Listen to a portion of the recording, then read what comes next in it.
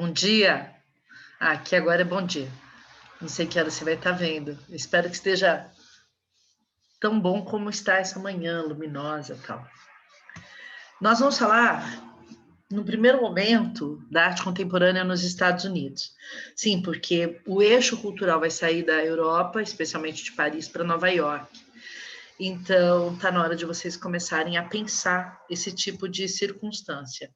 E é por isso que nós vamos ver hoje um pouco do que acontece lá no primeiro momento. A propósito, eu recomendo, se você não assistiu ainda, o meu vídeo sobre abstracionismo, ele é muito bacana para você ir acumulando uma experiência, um olhar sobre o primeiro fenômeno. Sim, porque nós temos a estrutura de uma grande galeria nos Estados Unidos. Essa galeria foi feita por uma mulher muito rica, chamada Peggy Guggenheim, e ela teve uma proposta de comprar um quadro por dia. Teve apoio do Duchamp, comprou muita coisa, veio e criou nos Estados Unidos a arte deste século, e era o nome da galeria Arte do Século. E aí ela também vai pesquisar artistas estadunidenses, e é quando ela tem acesso a Jackson Pollock, que na década de 40 começou com o abstracionismo expressionista e que vai desenvolver a pintura de ação, que é muito performática e que fez dele um astro, uma celebridade. Sim, ele chegou a sair em revistas, como foi a Life, a Magazine, a Time, ele saiu num monte de revistas. Isso lhe deu muito dinheiro, notoriedade, inclusive teve um carro caro, morreu de acidente nos idos de 1953, num acidente violento por conta dessa qualidade de vida, velocidade, muito cigarro, bebida. Uhum. Dizem que vivia assim, agitadamente. Eu gostava sempre de fazer esse tipo de pintura, que é considerado um dripping, um dropping, e aí perguntando se ele era o maior pintor vivo dos Estados Unidos.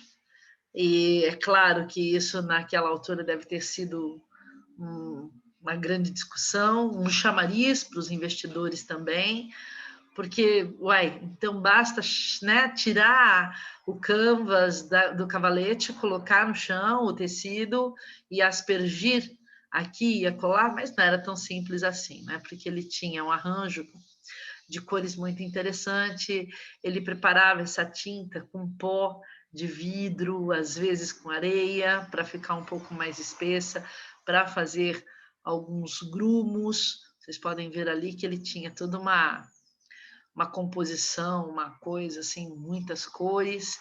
E, enfim, ele não gostava muito de títulos, mas às vezes até usava. Esse daqui é o Lavender Mist. Sim, ele também dava nome de composição, como todos os bons abstracionistas. E tem essa coisa do momento, da agressividade que foi a Segunda Grande Guerra, não é? A ideia da rota incerta do mundo, assim, e até, por que não dizer, esse primeiro conflito, esse surgimento da bipolaridade é muito interessante. Também trouxe para vocês o Rothko, que era outro grande artista desse período. Eu falei no vídeo sobre abstracionismo sobre ele, que também foi apoiado pela Peggy Guggenheim, só que dessa vez ele não queria estar tão inserido na cena artística quanto o Pollock, são personalidades totalmente distintas. O Rothko é um pouco mais politizado no sentido de crítico, de, sabe, não se satisfazer simplesmente em produzir uma arte para venda e ganhar fortuna. Ele nem quis que as obras dele fossem expostas nos Quatro Estações, que era o maior restaurante americano da Seagrass, e era assim de muita glamorização, e ele não quis para si, não quis. E esse daqui é o que está na aula de abstracionismo, porque É uma tela maravilhosa. Teve a Capela Rótico e, sim, a arte dele era voltada para a sacralização. E aqui o de Kooning, porque eu sei que ele deixa o pessoal inquieto. Ele tira todo mundo do eixo. Porque é uma arte que não requer explicações, é só sentir o drama desse corpo decomposto, dessa cara monstruosa, porque era isto que ele fazia nessa série de mulheres, e ainda que ele tentasse curar a ideia de que estava exaltando até mesmo as mulheres da sua família, muita gente disse que ele era um misógino, que onde já se viu representar a mulher de maneira tão feia, que isto não era possível. Se cai numa prova, com certeza se carrega no expressionismo dado ao abstrato, à busca do feio, a deformidade do corpo humano, com a aplicação de cores saturadas. É o que a gente tem. E não há uma explicação muito mais aprofundada para isso ou para aquilo. E aí sim, uma matéria que está na hora da gente assimilar, até porque, imagina, 1960 já lá vão 60 anos que esse fenômeno aconteceu, né? É mais velho do que a Sandra. Não tem nem mais como falar que isso é uma coisa recente, que isso é uma coisa. Não. Isso já devia estar sendo assimilado com mais facilidade, porque na década de 60 os artistas eles vão pensar em também produzir uma arte mais acessível, democratizante, que vá também usar como meio de comunicação a cultura de massa e os símbolos retirados dessa cultura, entende, da vida cotidiana. Então, nós vamos ter uma arte que foi definida pelo Richard Hamilton, que é inglês, como popular, transitória, consumível, de baixo custo, produzida em massa, jovem, espirituosa, sexy, chamativa, glamurosa e um grande negócio. Essa frase, vocês estão vendo? Foi depois da morte do Pollock tinha morrido em 53, e a gente sabe que nessa altura esta é a grande obra que marca o início ah, da pop art. Havia algo anterior, eu vou mostrar para vocês, mas nada foi tão a síntese da pop art quanto isso. Primeiro porque você já vai pensar na ideia das forças hegemônicas com o teto, o que a gente tem ali no teto. Olha bem, presta atenção. Vocês conseguem enxergar ali o mapa mundi, mais ou menos? Nós temos uma fotografia que saiu na revista Life do planeta Terra. Então, seria essa abrangência do discurso da indústria cultural. Depois, nós temos todo um cenário pautado na modernidade, por exemplo, esses móveis, não só o sofá laranja, que era totalmente novo, mas o outro que vocês veem ali, olha, tem um design muito arrojado, uma televisão em que uma mulher fala no telefone. Eu acho divertidíssimo aquele comics na parede, queria que vocês vissem, porque, sim, vamos trazer os gibis para o universo da arte, é a partir daqui que a gente vai ter mais liberdade, inclusive para o Roy Lichtenstein trabalhar com gibis. Depois nós temos alguns aparelhos, olha só, aqui para a gente escutar música, ali um aspirador de pó, e é engraçado porque tem um excesso na perspectiva da escada para falar que os aspiradores de pó comum vem até aqui, como se fosse uma propaganda, né? E esse sobe, vai até lá em cima, tem uma mulher lá passando o aspirador. Por falar ainda em modernidade, em cima da mesa, comida enlatada, uma lata de hambúrguer, não, é presunto, desculpa, de presunto enlatado, quer dizer, super moderno. E aí, esses corpos que são, assim, muito sedutores, plásticos, como se fosse de uma revista, sei lá, tipo Playboy, assim, né? A revista pornográfica. E não se espantem, porque o corpo desse rapaz, assim, todo gato, era de um Mr. América, de 1954, e lá era uma artista, a Joy Bai, que depois vai ser uma artista muito famosa, tal, minimalista, e num primeiro momento, precisando de dinheiro, ela fazia pornosoft, eu não sei de onde tiraram isso, pornografia mesmo, fazia revista pornográfica. Depois, nós temos lá fora algo que eu deixei, que eu acho que é muito, muito interessante, é um cartaz de cinema com o primeiro filme falado da história e cantado, né? E que é o cantor de jazz. Só que eu vou fazer uma crítica e eu estou me aprofundando mais aqui, falando com mais delicadeza, porque a crítica eu acho mais interessante, que vai estar no próximo. E aí você tem ali, por exemplo, esse pirulito pop, que é muito erótico, né? Sugestivo, todo mundo chupava pop, e aí ele coloca na altura do torso esse rapaz segurando um pirulito pop, né? É uma baita incitação erótica. E a única coisa que tem de antigo é aquele quadro vitoriano em preto e branco na parede, porque o resto é tudo muito arrojado, muito novidadeiro. Então, assim, a pergunta que é o título, né? Por que que as nossas casas hoje são tão atraentes, são tão diferentes, ou são tão diferentes, são tão atraentes?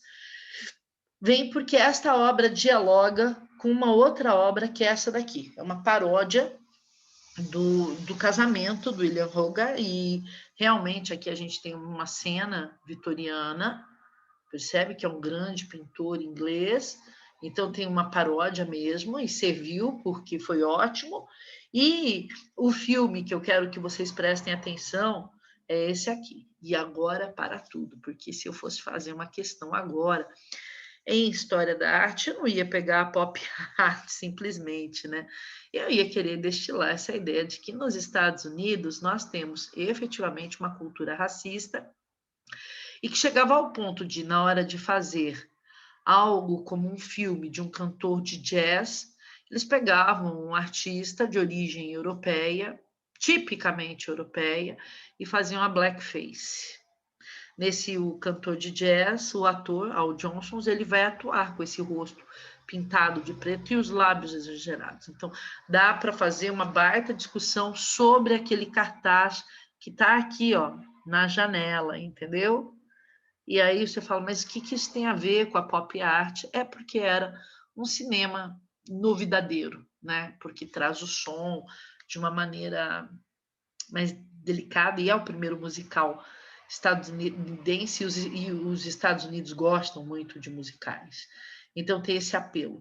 E não se esqueçam, tá? Essa colagem no papel, quando a gente fala em colagem é uma técnica antiga, uma técnica dadaísta, começou com o cubismo, depois foi para o dadaísmo, Raul Hausmann usava colagem, tá? Então não é uma coisa recente, e quero inclusive mostrar uma colagem anterior, que já tinha a palavra pop, que não é só daquele pirulito, tá? O Eduardo Paolozzi, né, fez aqui uma colagem muito interessante com Coca-Cola, a ideia do avião, né, que tem vínculo com a guerra e tal, e aí essa arma pop, percebe?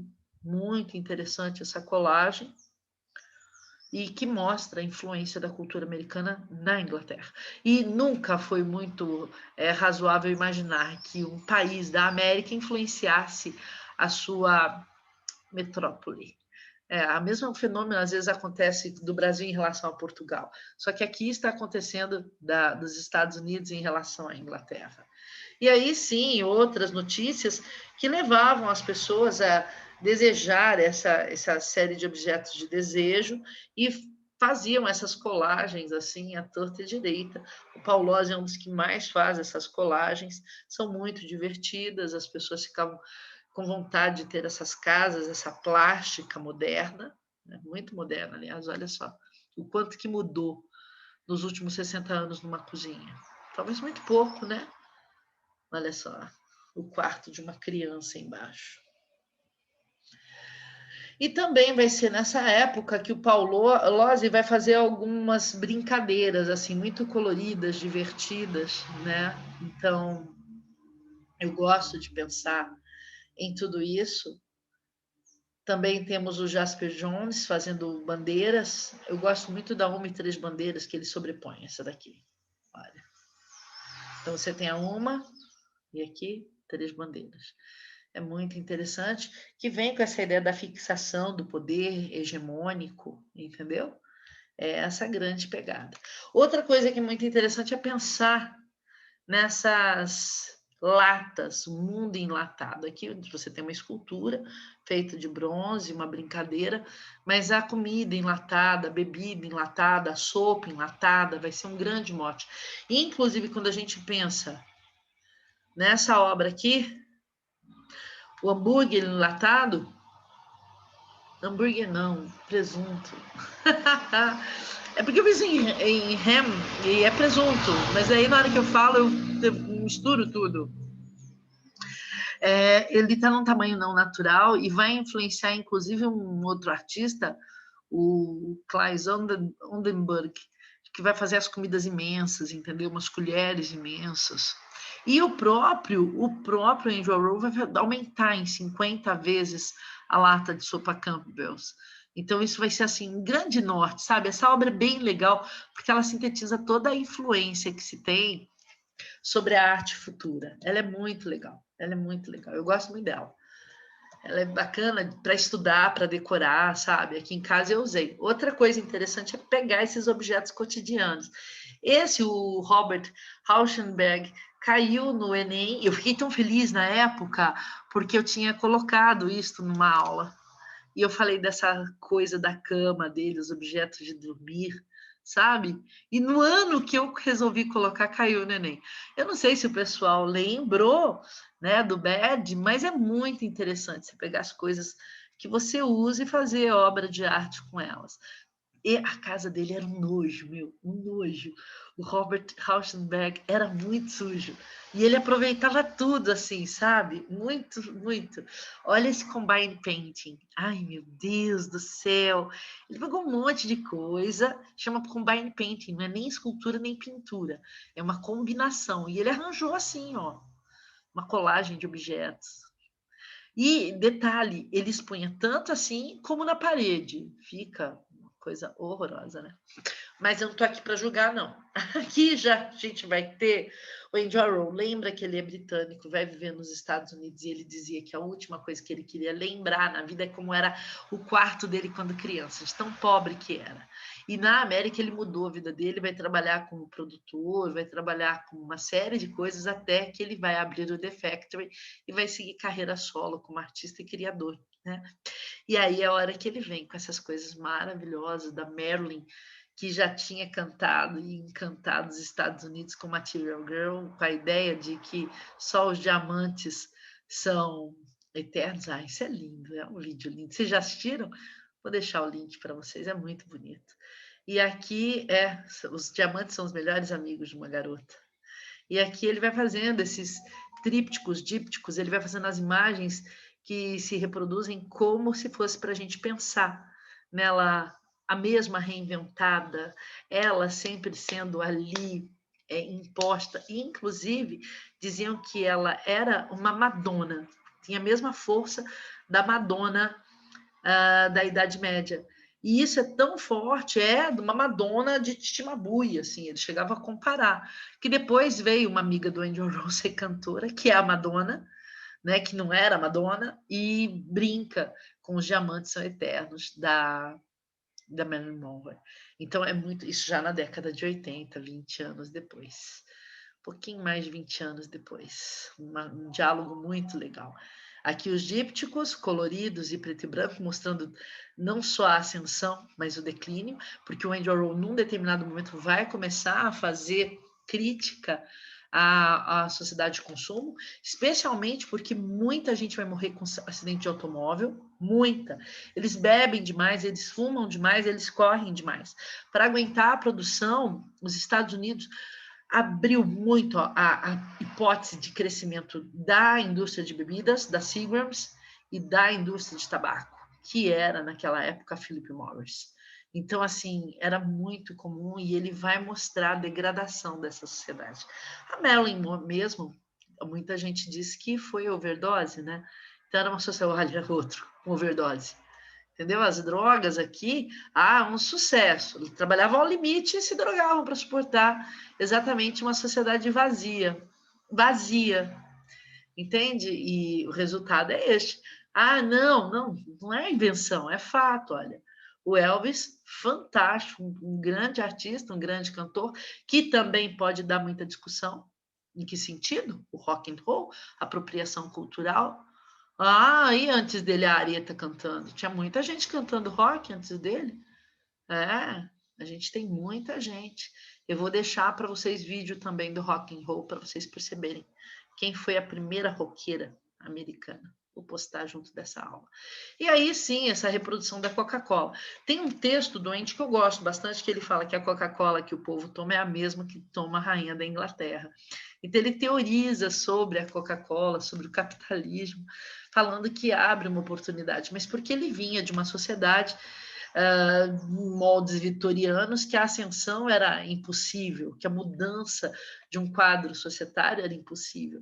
E nos Estados Unidos ele vê essa possibilidade de mudança de status de classe, porque foi assim que se deu com ele e com tantas outras pessoas que ele ajudou no campo das artes.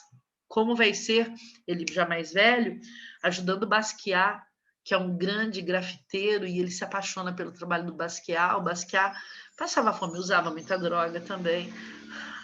E ele vai ajudar o Basquiat a se tornar assim, um dos artistas jovens mais endinheirados. Pena que morre aos 27, muito novo, né? Overdose. Aqui as notas de dólar, brincando com essa ideia da pujança e da força do capitalismo. E o Brillo. Com relação ao Brillo, é muito interessante, eram caixas de sabão em pó, e aí dessa de pads, né, de sabão em pó, então dá para colocar na máquina.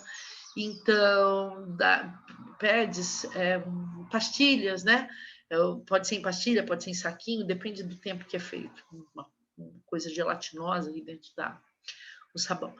Então, eu estive perto do Brillo, há várias no mundo, tá? Quando foram levar para o Canadá, deu muito problema, porque eles não queriam entender como arte, eram caixas de sabão em pó. Então, que história é essa? Como é que você está? Você está fazendo uma exportação ilegal, você está fazendo um descaminho, não pode entrar com caixa de sabão em pó. E ele brigando, falando que era só uma obra de arte. Nesse sentido, tem muito do handmade, do pronto para o uso, não é? E a gente vai avaliar dentro do processo do ato criativo o pensar do artista e a ideia e o conceito sendo valorado, isso é muito interessante. E aí, sim, as séries que ele fez dos carros todos estourados, e aí aqui uma ambulância em desastre, são coisas tristíssimas. Eu peguei a imagem menos e deixei. Se eu pudesse, eu deixava para vocês um filme que ele fez, quem sabe eu dou conta de deixar, só beijo, 40 minutos de muito beijo na boca, nessa época, inclusive. Agora, outras pessoas, como a Jack Kennedy, depois Jack Onassis, ela vai ser uma mulher casada primeiro com o cara mais poderoso do mundo e depois com o grego mais rico do mundo. Onassis foi o cara mais rico do mundo. E ela era muito cobiçada com seus vestidos chemisé e a sua elegância americana. Também fez um que eu acho que poderia vir aí o Mao Zedong, que é Mao Tse-tung, mas em chinês é Mao Zedong. E eu acho muito divertido, porque a gente vai falar das aberturas da China, da hipótese de uma mudança e que vai estruturar esse comunismo de mercado, né? Esse socialismo de mercado, assim é que é. Então, acho interessante vocês pensarem isso, poderia cair, mas com uma questão mais da China, da popularização, da democratização, aquele mapa mundo que a China está no centro, que é o que eles usam, né? Vocês sabem disso, na China não é o nosso mapa mundo que eles usam, não, eles usam aquele que a China fica centralizada, então dava para fazer uma questão aí interdisciplinar muito interessante do que é pop, e enfim, essa ideia da Guerra Fria e das disputas espaciais em James Rosenquist, que eu adoro. Eu acho esse colorido e essa vitalidade muito grande, me faz lembrar exatamente o conteúdo da minha infância, porque na minha infância os desenhos tinham esse apelo já no comercial, Era muito assim, Rosenquist deixou essa marca, que é uma marca publicitária, né, que é uma marca de produto, olha só que interessante, muito publicitária. Vocês percebem? E, por fim, é claro que não podia faltar o Roy Lichtenstein, que estava tão sem grana que o filho pediu um gibi e ele resolveu fazer um gibi, porque o menino achou que ele não ia dar conta de fazer algo igual.